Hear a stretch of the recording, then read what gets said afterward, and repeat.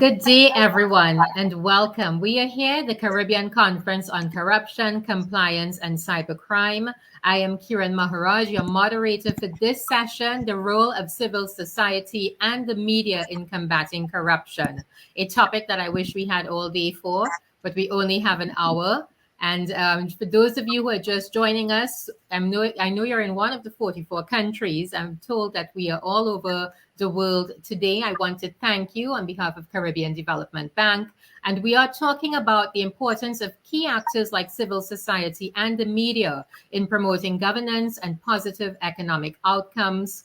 Talking about how stakeholders like civil society organizations and the media are helping to effect change by combating corruption. We're going to touch on investigative journalism in the region. Does it exist? And how do the media and civil society interrelate? And how do they promote transparency and accountability in the Caribbean? My role is really that of president of the Media Institute of the Caribbean, which is a nonprofit, and I'm also founder of the region's first nonprofit investigative news network, CIJN.org, the Caribbean Investigative Journalism Network. I have the pleasure of introducing our panelists to you. I'm going to tell you a little bit about each one of them before we work our way around this virtual room.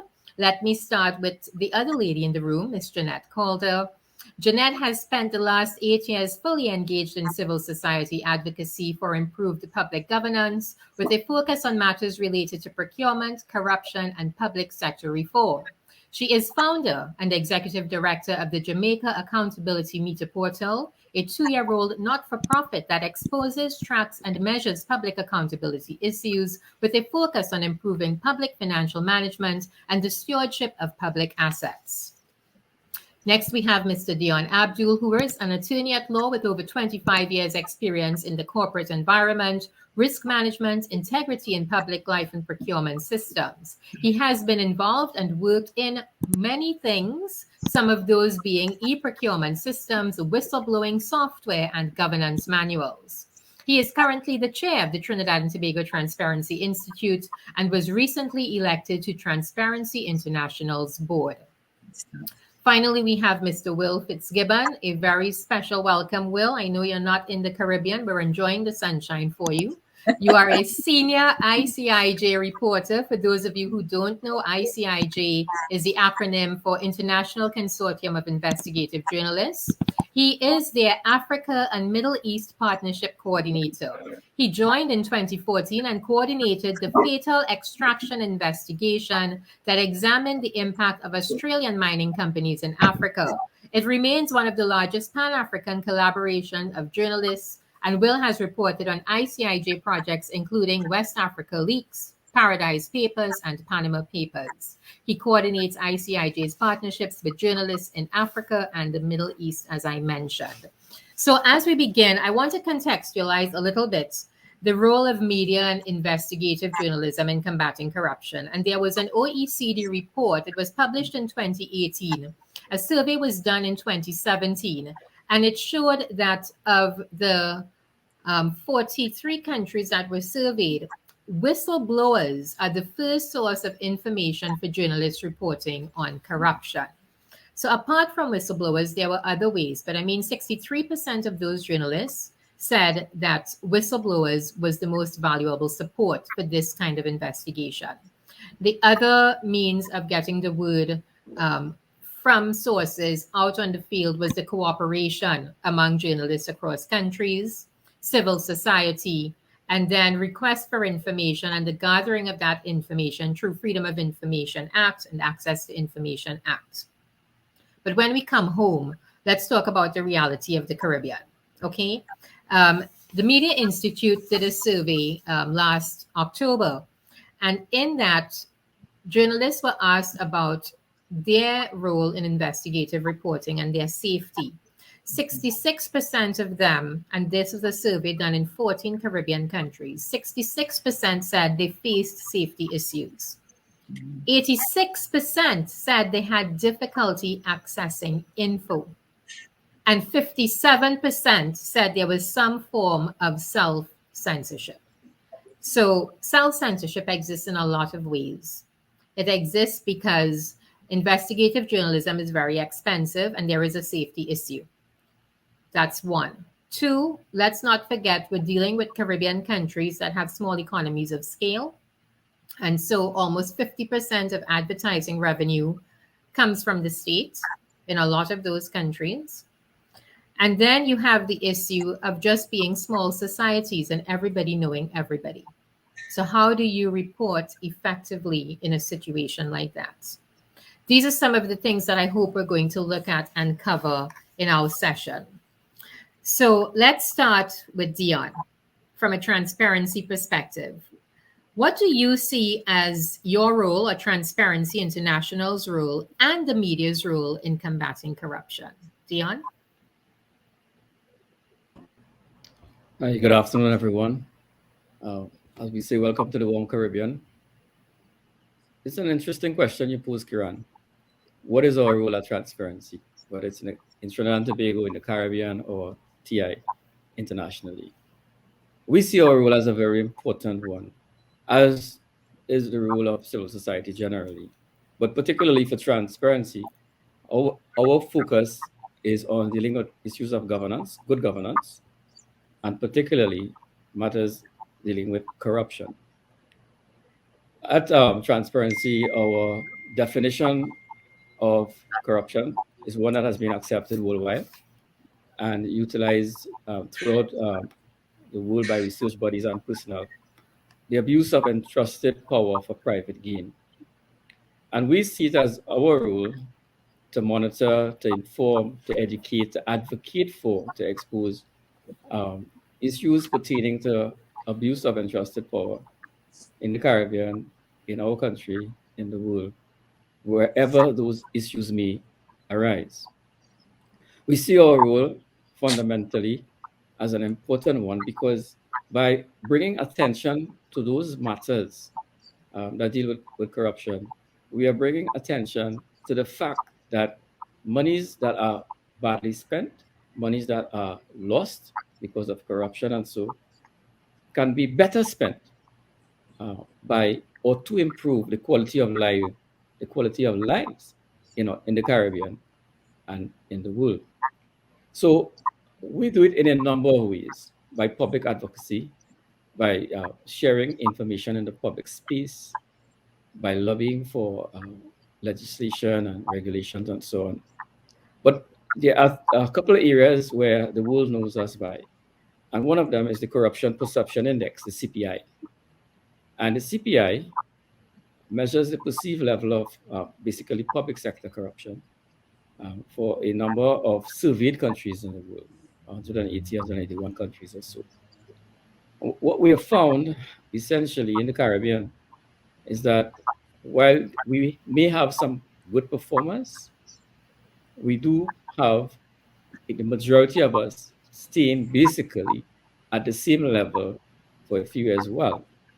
It means that the work that we do, that is bringing attention to issues of corruption and issues of bad governance, and advocating for long-term sustainable solutions, systemic solutions, it means that we have some work to do.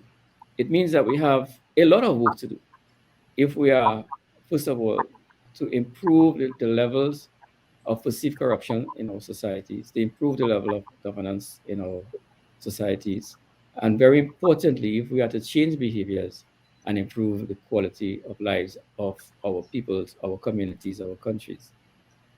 We are about ensuring that the public is aware, that the policy makers are aware, the decision makers are aware, that the public is educated as to what is the required best practices, what are the rules, the regulations at play, which should be put in place, embedded within the framework of our constitution sometimes, of our legislation, the corpus of legislation, to ensure that we get the best results in public expenditure and in private practice as well. You touched on three very key things when you mentioned the OECD survey, Kiran: safety, access to information, censorship. For for the media to survive, for the media to be a success in exposing or informing us about activities of corruption or bad governance, they require essentially the same thing that we in civil society, we are transparency require. They need to be safe as activists. You need to have access to information, and they need to be less restraint or no restraint, as little as possible, to allow activists and media personnel to freely and independently share the information that they would like to share with the public. And we as well at civil society organizations, and particularly at Transparency. So I speak in particular about three sets of, or maybe two at this time, until we carry on further. One is whistleblower legislation to ensure the safety of those who will provide information to journalists and to Transparency, for example. Two, access to information, and I speak in particular of freedom of information legislation, which perhaps piecemeal established within our Caribbean countries. And thirdly, we talked about a restraint, a censorship in the ecosystem embedded to monitor the work that media do and civil society as well. So that in a nutshell, Kiran, is what we are about. And I think this conversation is a very healthy one because it brings together two entities which historically I don't think have come together to understand that there are common rules. But historically, I've stood apart and said, hey, I'm the media and you are civil society, two different rules. But I think there are common issues and common rules that we can look at. Thank you. Thanks for that, Dion. I'm glad you mentioned the CPI because, World Bank did a survey, must have been over a decade ago, but it showed that the countries that performed best in that index were also the countries that had that were most favorable to press freedom. So it's very interesting that you talk about it. There is a correlative. So let's move now to Jeanette. Jeanette, Jamaica Accountability Meter Portal. Tell us about it. Tell us what you see as your role and the media's role in combating corruption. Sure. Kiran probably didn't get into the aspect of my CV, which would have said that I'm really an architect. And so I'm very fond of telling people, Kiran, that I never studied political science, did not study through the Department of Government, because I'm really trying to prove that any citizen that simply has an interest in the development of their country can wrap their heads around these issues and can make a difference. Now, JAMP as a CSO is only 2 years old, but I think we'll be making quite a bit of impact precisely because we decided to zero in on partnering with the stakeholders that we think are best positioned to make a difference in, well, not just corruption, but just sound public financial management issues for Jamaica. And the media, of course, is one of them. Now, the area that we're focusing on directly relates to the work that the media does, and I think brings it together in a way that the citizens can benefit from it. How is that? Now, I think the Jamaican media does a relatively good job of carrying the stories of interest that relates to corruption, that relates to allegation, in particular, breaking down for us the Auditor General's reports, which every year is just packed full of issues. What's happened to the citizen is the question of how quickly can they get their fingers on the information? Can it be expressed any simply so that they can connect the issues that the Auditor General is talking about to their lives? Now, what JAMP is trying to do is precisely that. The media carries the story. We call it the 9-day wonder. In about 9 days, something new happens. We move on from that. So what JAMP is saying is, no, the government doesn't have a mechanism to follow up these issues. There's nothing to suggest that citizens can't partner with the watchdog agencies to keep our eyes on the ball to ensure that they get remedied. So since the Jamaican citizens have recognized that this 9-day wonder is the biggest obstruction to our remedying these things and ensuring that these stories of corruption don't keep recycling and regurgitating, JAMP has created a digital tool. We are collaborating primarily with one state watchdog agency, the Auditor General. And as these breaches come out, Kiran, what we do is we draw for the access to information legislation, which really not only empowers citizens like myself and the media, but any Jamaican, as a matter of fact, anybody outside of Jamaica, to look at a story that the media has provided and to stay on top of it by writing to the agencies, getting those updates and keeping our eyes, our crosshairs right on that matter until it is resolved. Now, it sounds very simple, But what our website does is that it puts this information in the hands of the government itself, because they've kind of moved on. The media that actually comes back to the website picks up on what JAMP has left off and carries the story to another level, which is a good kind of partnership. It also allows for the Public Accounts Committee. And I think most of us here are from the Commonwealth, so we kind of have the same system, where the Public Accounts Committee basically reviews the Auditor General and other state watchdog reports, examines different ministries, departments, and agencies. They are also able to come back to the website, Kiran, to find out where exactly is a matter that they looked at 6 months ago or 9 months ago, where is it now? So that is basically how we have decided to partner with an Auditor General's department, with our PAC, with the media, to keeping our eyes on the issue so that we ensure that it doesn't keep recurring. But number two is that persons are held to account. Because at the end of the day in Jamaica, I think I really enjoyed the session before that talked about the young people. But I think it was Trevor Monroe who said yesterday that until there is accountability and until the young people see that it really doesn't pay to be corrupt, we're not going to get very far in this. So we have given them this tool. We've given the government the tool, and we're really working with the media to keep the matter in the fore until it is resolved. Thanks for that, Jeanette. I think you've really hit something there. I want to say you've struck gold, but I think what you've done is you've showed the best way that we can work together, which I think we are lacking in the region. So congratulations for having done that. You're really pulling all the pieces together. I want to go to Will. Will, you've worked on these big projects. I'm saying that in very lay terms, but stories that have impacted the world and has given strength, I think, to a lot of journalists who want to go into investigative journalism, definitely for cross-border collaboration. And I see that even with what I do at MIC and CIJN. So let me ask you, because I know you know the media's role, but how useful was civil society in helping with these investigations? Thanks, Kiran, and thanks to everyone who's invited me to this panel today. Given my recent work on the Pandora Papers and my visit and stories about Belize, I was slightly worried that I would be disinvited at some point, but good to see I'm here nonetheless. To answer your question, Kiran, there is no investigative journalism without civil society, in my experience, ever. Civil society provide the lens and the analysis on the one hand, to help journalists understand what's important. And just as important, I would say, and maybe even more important, civil society helps journalists tell these anti-corruption stories in a way that's going to resonate with people young and old. I think one of the biggest mistakes that investigative journalists or anti-corruption practitioners can make is to believe that people will just care, that somehow these issues of abuse of public trust and lack of accountability are fundamentally important. Therefore, all that matters is putting the information out there. And I'd be fascinated in Jeanette's thoughts on this. But, in my experience, especially reporting on complex, often very secretive sets of information about shell companies, about tax havens, about trusts, about financial crime, it's actually quite a challenge for reporters to go from obtaining that information, and how we get there from sources and whistleblowers is, of course, an incredible part of that. But even when you have that information, telling the story in a way that makes people stand up and pay attention and that makes governments react. And civil society, in my experience, like I said, is crucial to helping journalists like me identify victims, identify people who can give a voice, a human face to this kind of topic.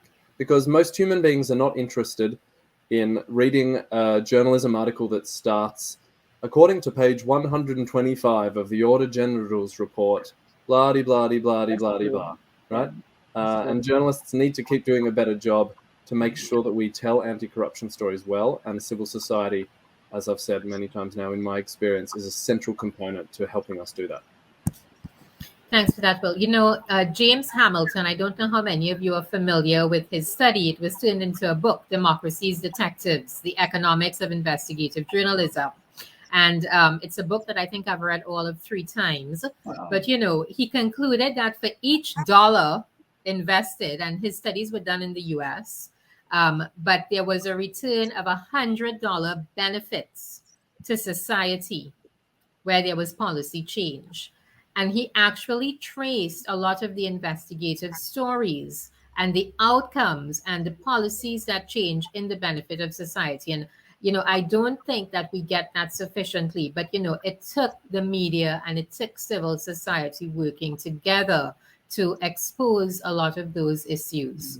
So very interesting. So, Will, let's stay with you because you've done reporting, and you work with a lot of journalists in Africa who I think have similar circumstances to us in the region. So I want to just ask you, having worked on Panama Papers and Pandora Papers and all of those, why do you believe we don't see more investigative journalism in our region? Investigative journalism is, on the one hand, sexy and cool, and people talk about wanting to do it and wanting to support it. But the mundane reality of investigative journalism is that it's very expensive, it's time consuming, and that a lot of what you report on or that you think you're going to report on, you never publish. For every story that I write, there are dozens that fall by the wayside. And let's be honest, private sector media houses and even non-profit philanthropists sometimes blanch at that. Even ICIJ, we have a strong record of those projects you mentioned, Panama Papers, Pandora Papers. Being a non-profit investigative journalism center is still a daily struggle to convince donors to make that investment, the kind of investment you just talked about. And I really salute you and your initiative for creating the non-profit network in the Caribbean, because we know from our experience that it works and that it pays off. I think, and something that I say often to donors and investors is, don't measure impact in overnight resignations of politicians. That if that's going to be the yardstick of investigative journalism or of accountability, then none of us will ever have jobs. If we can change the dialogue or the conversation that a taxi driver has, or that a street seller of bananas and pineapples has, that's also something that we should be cheering and celebrating as impact. But I think that reality of cost and long-term investment is a barrier. And of course, threats. I know enough reporters in the Caribbean, including where I was in Belize, for example. The subjects of our reporting there issued thunderous legal threats to many of the Belizean news outlets who republished some of ICIJ's stories in the wake of the Pandora Papers. And to be honest, there's a good reason why ICIJ is based in the United States, because the media protections are stronger than they are in most countries. And until governments increase, certainly abolish criminal defamation laws, increase freedom of the press laws, and stand up for journalists, it's going to be hard. And on that note, this conference is so timely because just 2 days ago, the US administration, the White House Biden administration, for the first time, stated in its national anti-corruption strategy the importance of investigative journalism. And I think that's something that more and more governments need to get behind publicly, but more than just words, also legislative and even financial support. Thanks for that, Will. At least I got somebody else to say it. I don't have to say it repeatedly. But it's true. It's also an investment in time. And I don't think a lot of the public is aware of how many months, of painstaking months of research and fact checking has to be done, especially in the fake news era. So thank you for that, Will. Okay, so Jeanette, I'd like to go back to you because what you've started to me really, really piques my interest. And I want to ask you this question. It's very blanket, but I'm sure you can give us some pointers. Okay. What has to be done? What do you think has to be done to assist the media and civil society to uncover corruption? If I said to you, here's a genie in a lamp, you have 3 wishes, what would you do? Wow. Well, what would Jeanette do as a member of civil society? Yeah. Well, I can't say that the role that we play has much to do with uncovering it, but I will say that much of what we do takes a bit of the baton from the media in terms of our research. And then what sometimes becomes full circle. The media reports something, I snatch on that. I do further report because the media has let it go for the reasons that Will said a while ago. I remember when we were starting JAMP, we presented it to the Press Association of Jamaica. And one of the reasons why they thought JAMP was a good idea is exactly what Will said. We don't have the time and the money in the newsroom to press into these stories. If JAMP can continue And then we can pick up the baton when it develops into something, then we have magic. So we really don't usually start, Kiran, from the place of detecting it. We usually take that baton from the media, pressing some more with the research. And quite frankly, the only tool that JAMP has utilized, or probably two, is one, the access to information legislation. I'm not quite sure how it is in some countries. I know there are Caribbean islands where the act is passed but not operationalized. We've had it for 20 years in Jamaica. I would say to you, my initial year, we sent out 236 ATI requests. We got 44% responses. I was told I wouldn't get one. So if that sounds bad to the listeners, I'm actually cheering on this side. However, the second thing that works for us, Kiran, is really building relationships. I can't stress enough how once we have identified our stakeholders, building relationships in the media, with our parliamentarians, with the public officials in the state agencies, is really what has helped us to move the needle further in terms of corruption. But from JAM's perspective, by and large, what we do is to really take the baton from the media, get what we can from the parliament, get what we can from the state watchdog agencies, and as Will says, bring it down from academic and legislation into day-to-day matters to just let them know how it impacts them. Beyond that, we are not legislatively empowered to do much more, so that's our contribution. I wish there was more that I could say, but I would like to end this piece of the question by making it very clear, though, that what is missing in terms of engaging citizens is to giving them access. And so the next thing that JAMP does is when we carry the story, we present the four main accountable officers. The minister that's responsible, the permanent secretary, if it's an agency, you get the managing director and you get the chairman of the board. What that means is, having read the story, Kiran, immediately in the heat of how I used to get when I read some of the stories in the media, I can press a button and I'm immediately in contact with any of those four responsible and accountable officers of government. And better yet, you can do it privately, but you have the power of social media. So we're bridging the access to information on corruption, but we're also bridging the accessibility gap to those who can answer to the citizens of Jamaica. Yeah. Thanks, Jeanette. I could see you've used your architectural skills wisely in how you've put this together. So I've been told.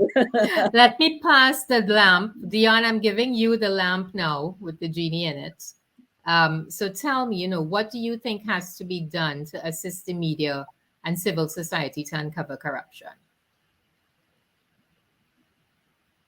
You're on mute, Dion. And construct, much like Jeanette, perhaps a structure for us. In the Caribbean in particular, we suffer or we are emboldened by or happy about the smallness of our societies. And that could be a blessing, and it could be something opposite as well. So the issues we have in the Caribbean might be peculiar to us a bit. The difficulties we have, for example, with getting a journalist or investigative journalist to do a story or to be recognized for doing a story is a little bit more challenging than that's in the United States of America. Because to find someone who is willing to make the effort, to take the time and take the personal risk sometimes to go after an issue, that could be a little bit difficult. To find someone who will be able to produce that report of particular quality and so on, and credibility, sometimes could be a bit challenging too. What can we do to our system in our society, particularly within the Caribbean? I dare say there are some principles which will hold for us as well as the wider world. One I mentioned earlier when we spoke is simply this: we have to create that ecosystem for the journalists.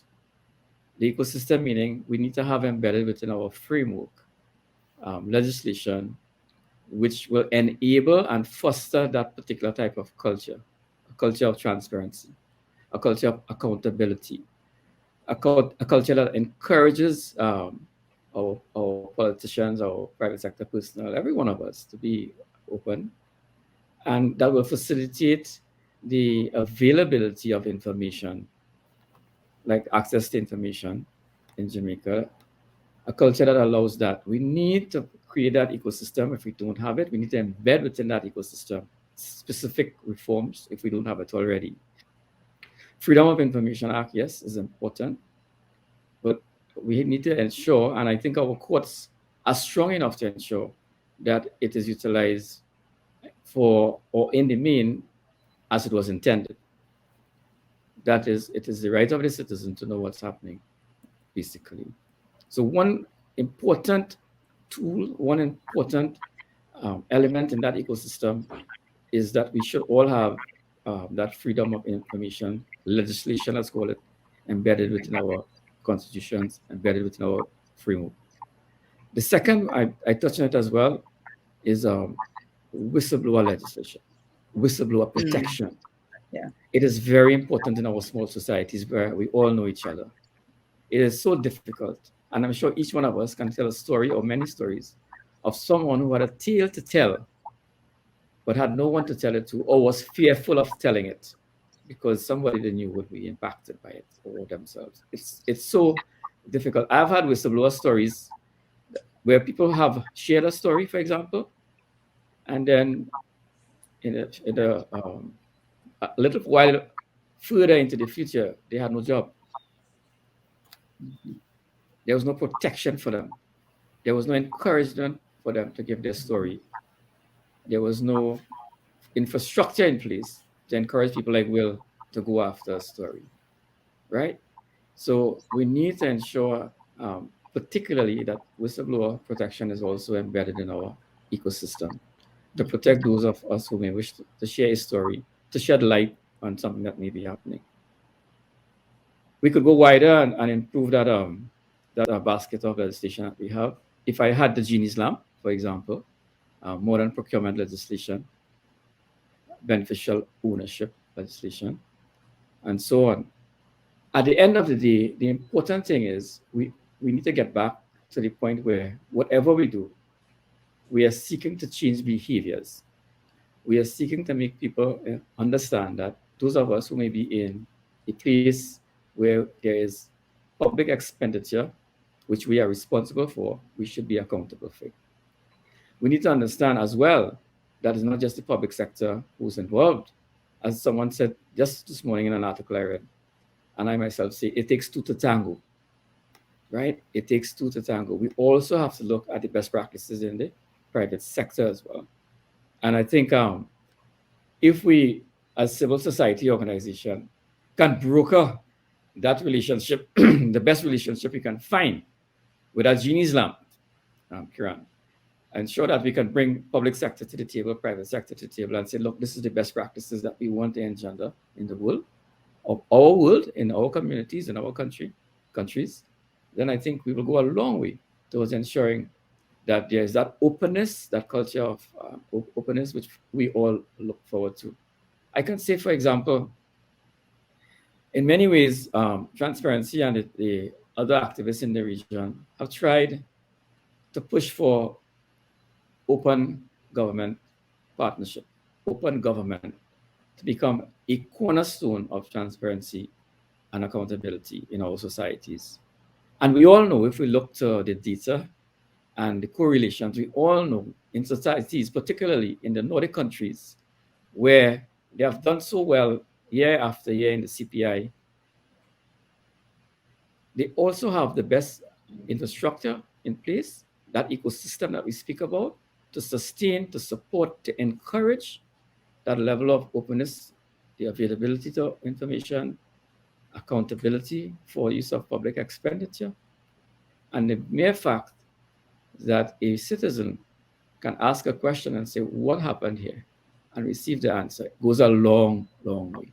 Absolutely. So yes, Kiran, yeah, if I had the lamp in my hands, maybe it's just because of my training and background, but I would start with ensuring that we have the proper ecosystem in place, embedded with the legislation that's required to foster that culture of the behavior that we want, impact on the culture that we want from our own selves and our peoples, to ensure that a culture of transparency, accountability, and all those good things that we look forward to are in place.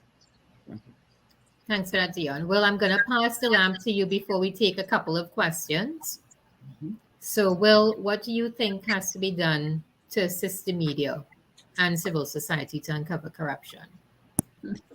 Oh, how much time do we have? Look, I think different responsibilities lie with all the different actors in that chain. The government clearly has a role in signaling its support for genuine anti-corruption efforts within media and within civil society. That includes, as I mentioned before, making it clear that legally and in practice, journalists will not be persecuted or punished for professionally and accurately reflecting the truth, even when that truth is uncomfortable and speaks to people in power. Journalists obviously are not all angels wearing white and with clothes as well. I think increasingly in 2021, when our world is one of internet communication and information transparency, journalists continually need to do a better job at holding themselves to the highest standard, acknowledging when they get things wrong, being open to the extent that they can about where information comes from, and also about their relationship with sources and civil society. So I think journalism training and practice is always an ongoing need and struggle. I know from my work with ICIJ and the Pandora Papers, we worked with 600 reporters on that project. Every reporter we worked with had the potential to destroy that project from the inside if he or she or they had leaked information in advance or behaved unprofessionally. And it's not easy. There are many countries where investigative journalism is nascent or it's practiced maybe differently. So I think training and standard building needs to continue. And then I also think, like I mentioned before, governments, to the extent that they can, need to be more transparent about what they're doing. What actions have you taken in response to such reporting? And that's why I think the JAMP initiative is so important, being able to follow up. The worst thing journalists can do is lose interest in stories that they helped give birth to. And we're all involved in this virtuous cycle, I think.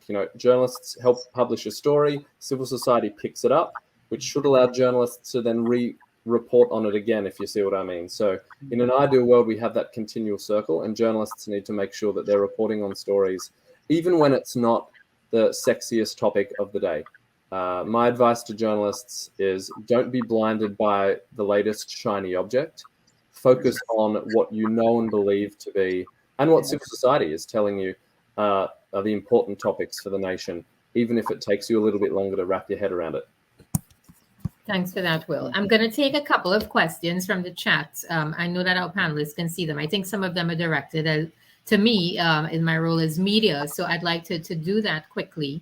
The first one is: the integrity of journalists is critical to our democratic system of government. Does the Caribbean Media Association conduct professional training in ethics to deter dishonest reporting? So the Media Institute of the Caribbean, just for you all to know, we really do in-depth training in investigative reporting, but we do a lot more than that: digital journalism, mobile journalism, and so on. But yes, fact-checking is one of the things we do. However, in each of our countries throughout the region, there are local journalists associations. An example being the Press Association of Jamaica, where Jeanette is currently. But each of these associations do have a code of ethics. All of our journalist associations fall under the Association of Caribbean Media Workers, ACM, and it was actually out of ACM that MIC was formed. But they all have codes of ethics, and they do address dishonest reporting.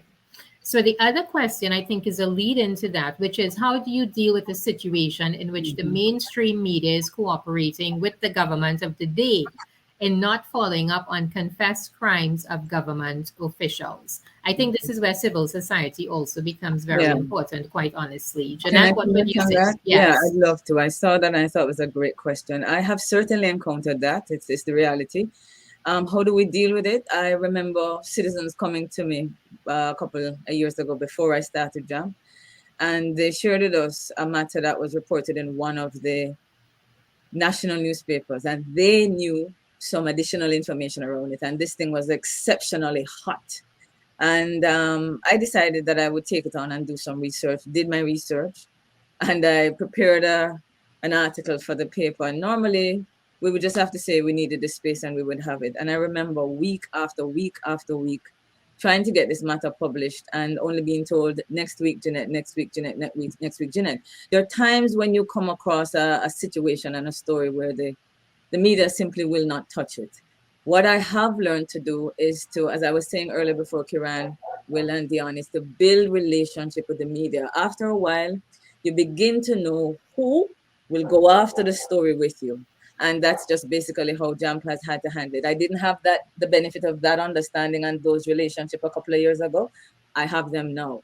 I don't try to change that particular media personality. I get around them by identifying those who have an interest in getting the story out and will find ways of doing it without necessarily going through the national papers. There are bloggers in Jamaica who will take on this story. And I don't know about the rest of the countries here, but we have an amazing plethora of YouTube channel independent broadcasters. So one of the things JAMP is doing, guys, is finding these influencers on social media, finding these independent vloggers and bloggers, and they are willing to take up the story sometime that the formal media personalities won't. So that's just one way we have done it. And so far, it has served us. Yeah. Thanks for that, Jeanette. I think you raised the issue of independent journalism and its significance, and the whole concept of media capture, which is not just being influenced by government, but being influenced by conglomerates who may be helping you be financially sustainable, which is why independent journalism and nonprofit journalism becomes so important. Absolutely. The other question is with regards to a watchdog committee. Is there such a committee within the Caribbean Media Association to bring accountability to dishonest reporting by journalists? I know in the case of Trinidad, there is the Media Complaints Council, and that is something that personally, I think I can speak for two of my board members on this, that I personally feel is something that should be introduced in our democracies. I think that the model has worked well in Trinidad thus far. There are always challenges, but I think by and large it works, and it's something that I think more of our countries should look into, and that such a committee be neutral. Meaning the people who sit on the council should have absolutely no ties to any political party or to any media entity. Neutrality is very important. Does the media see its role as one of educator and not just reporter? And I'm going to let Will answer that. My first take on that, Will, is that during COVID, I think we knew that we had a role and we fulfilled that role. We saw it with the pandemic. But yes, I definitely believe that we are also educators. How would you respond, Will? Could I just get you to repeat the question, Kiran? You broke up there a little. Does the media see its role as one of educator and not just reporter, i.e. ensure that data is reported and is also publicly fact-checked so that key reports are always balanced? I think the answer to that is absolutely. Good journalism, whether or not it be titled investigative journalism or if it's just journalism about a cat that gets stuck in a drain pipe on a Monday morning, needs to be accurate, should be fact-checked, and needs to follow all those principles that you, I'm sure, teach at your organization and during trainings that we abide by in the United States and at ICIJ. One of the worst things that journalists can do, I think, is to fall into that trap of over-sensationalizing. And especially because we're talking about the anti-corruption field. I do see that in journalism sometimes, especially when it comes to something like the Pandora Papers. This desire by some journalists to avoid the nuance and to put out blanket statements along the lines of anyone whose name appears in the Pandora Papers is a criminal, kind of thing. That's not helpful. That's not accurate, and in fact, that undermines true investigative journalism and true journalism that should be sober, that should be balanced, and that should be based on identifiable facts. Here at ICIJ, every sentence, every word in a sentence is fact-checked. We have that ability. I have a fact-checker who corrects me if I call something an island when it's really a peninsula, for example. And every moment that we can do that is an extra opportunity to convince the audience that the journalism that we do is valuable, and it helps insulate us against possible broadsides and attacks from those who wish to take us down, because they will always exist, and it only takes one chink in an armor, one incorrect word in a story of 5,000 words for the bad guys to win. Or for Yeah. the good guys to lose. I've suffered Exactly. from that, Will, Kiran. I've gotten very nervous about talking to media several times because, you know, you do an interview and there's a way in which it's casted after the fact. And I'm really very careful. What I said earlier about building relationships, one wrong word can actually compromise the relationships you've been building. Jam's credibility is at stake whenever I talk to the media. And I can't tell you the number of retractions that you've had to request. But as many people have said, your statement is on the front page. The retraction is somewhere where the burials are being mentioned on the 16th page. So will I feel it? But I only wanted to say about the education part, Kiran, and it's not because I'm sitting here with investigative journalists. It's a big criticism in Jamaica that our journalists need to do more investigative journalism. And I just wanted to say for those who are here and from the other countries, whenever I look at the stories that the media have provided over the decades, why I do what I do is because of what the media has been reporting. And it is because they are educating. All that I know about public administration didn't come from the University of the West Indies. It came from reading the papers.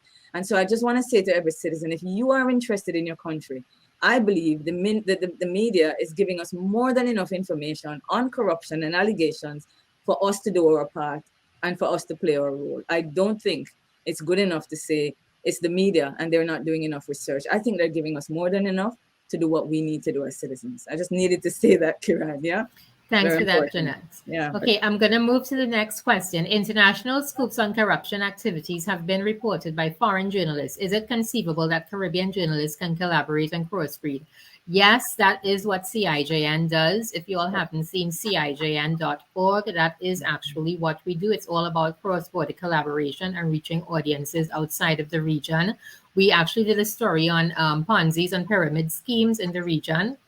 Which had very good traction. But instead of the story staying in one of our countries and reaching maybe 500,000 people, a lot of our stories have crossed audiences of over 10 million. And our investigative teams are not just regional journalists. They are journalists who are outside. There are editors who are with some of the larger media entities, more neutral media entities outside as well. And that's how we work. So that is actually a cross-border collaboration. And I'm sure you're going to hear more about it if Will and I have our own genie in a lamp from which to extract wishes.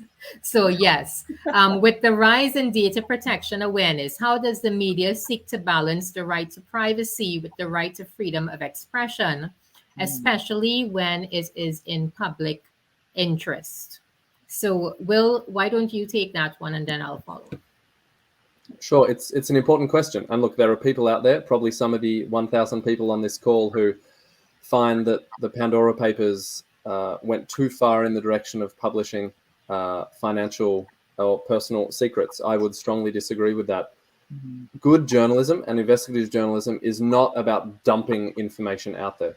The Pandora Papers was 12 million records, and from that, we probably published a few hundred records based on stories about politicians and people who'd been credibly accused of wrongdoing or who otherwise high profile.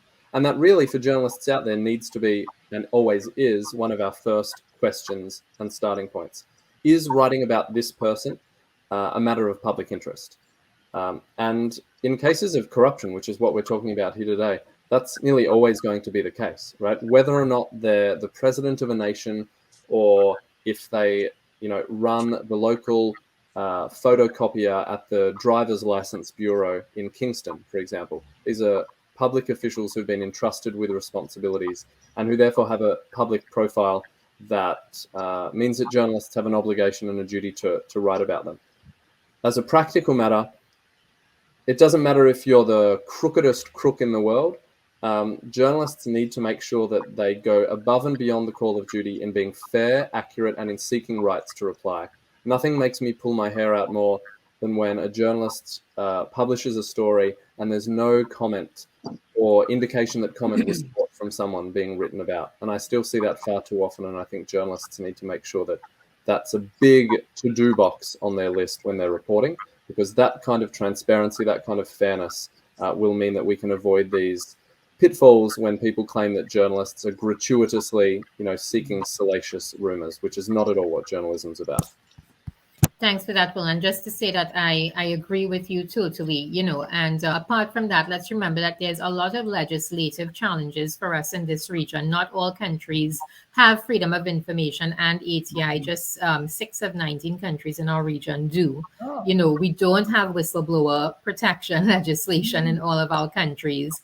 The Data Protection Act, if it is adopted, the clauses that are not currently adopted, but if it is adopted in our countries, then it means we may have to name our sources. That's not something we want to do, right? Whistleblower protection, as I said, it isn't there, for all of our countries. And that kind of falls into the next question, which is whistleblowing is seen as the main source of information for journalists. Does the media also have a role to pass this information to the relevant bodies, that is the police, the regulatory bodies, etc.? From where I sit, my answer to that is you have to verify the information. Whether or not you disclose your source, you do have to verify the information. Do you say who it came from? Well, not necessarily, right? That's the whole point of whistleblower. Will, I'm going to ask you to take that one in your role at ICIJ. I entirely agree with what you said, Kiran, and one of the basic principles that a journalist must uphold is respecting the wishes of the source. If they come to you and say, protect my name, then we need to do our utmost to ensure that. From my perspective and the perspective of ICIJ, and I know that this differs according to news organizations and countries, journalists should not be seen as agents or arms of government or law enforcement. And that extends to sharing information, for example. Obviously, governments from around the world are interested in obtaining the Panama Papers and the Pandora Papers from us directly, and ICIJ always refuses that. We don't provide information directly to governments en masse. We publish documents that are part of our stories, and those documents are often used in criminal investigations. But I think that firewall needs to be respected very much between journalists and government and civil society also, so that each remains independent and each can carry out their own duties. And if a government needs information, the government is the one with power in this. Journalists and non-profits and civil society, we barely have enough money to pay salaries, let alone subpoena documents, let alone obtain millions of records. And if the laws aren't allowing Jamaica to obtain information on tax evasion by its citizens held in Swiss banks, then that sounds to me like a very good reason why governments, including Jamaica, should fight for laws to be changed and international debates to be had so that the global system can properly reflect the needs for anti-corruption. Thanks for that, Will. So we have a question for Dion. Dion, you've been quiet, but you've not been forgotten. We have a question here for you. Many civil society organizations face the challenge of lacking funding to ensure their sustainability. The issue is even more prevalent in civil society organizations working on corruption. How has Transparency International been able to deal with this challenge, and what solutions do you recommend? Great question. Thank you. But before I dive into that area, I want to make a couple of comments on the area of ethics and integrity, and also passing information. It has been one of our initiatives for a couple of years at Transparency in Trinidad and Tobago and the wider body to look at the training aspect of journalists. So I think it's a very important that we put that on our agenda, front and center, that we train our journalists the highest professional standards and to ensure that they conform and comply with the required standards of ethics and integrity and so on.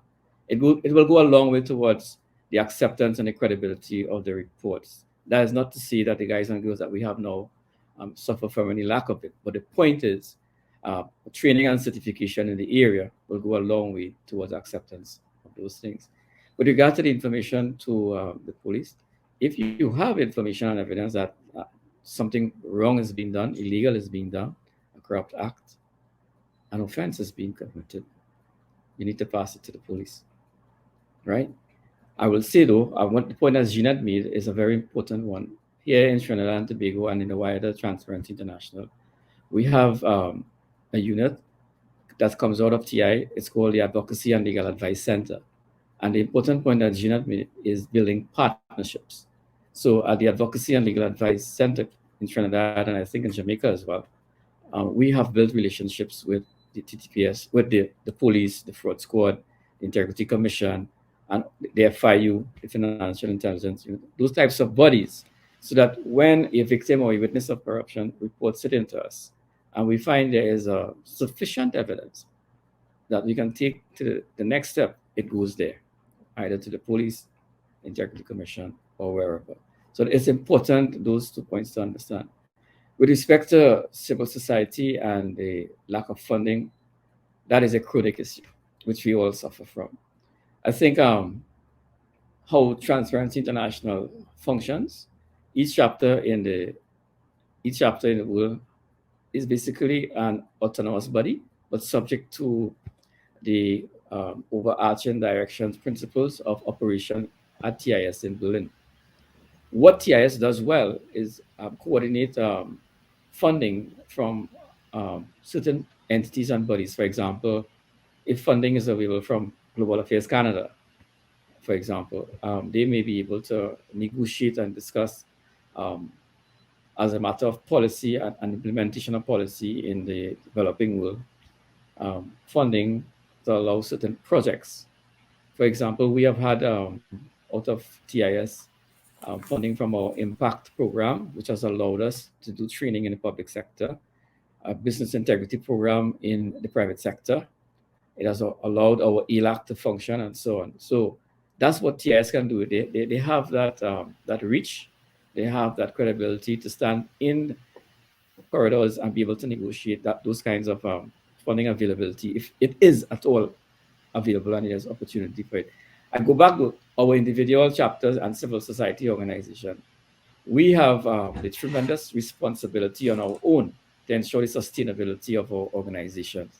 So what we do, and we encourage to be done, is we do a lot of strategic planning ahead of what we would like to see for our organization in the next 1 year, 2 years, 3 years, 4 years, 5 years ahead, and build out the projects from day one and year one for the next few years going forward. It is important that we think ahead. We have a vision for where we want the organization to be, civil society organization, where we want it to be, and plan out where what we can actually do. What we do as well is look at the number of projects we have in our hands. We try not to do all that we would like to do, but rather focus on doing a few of them as well as we can, as best as we can, with the resources that we have. Finally, I want to go back to that point Jeanette made again. It's very important, building relationships. So we have been able to build relationships with the private sector, for example, and in 2 ways, it has benefited us. For example, we can approach perhaps an unnamed bank or banks for funding for particular projects. It may be part of your CSR and so on, but they will assist us to fund projects. As well, we have approached some private sector entities to provide training for them being their entities, which is support.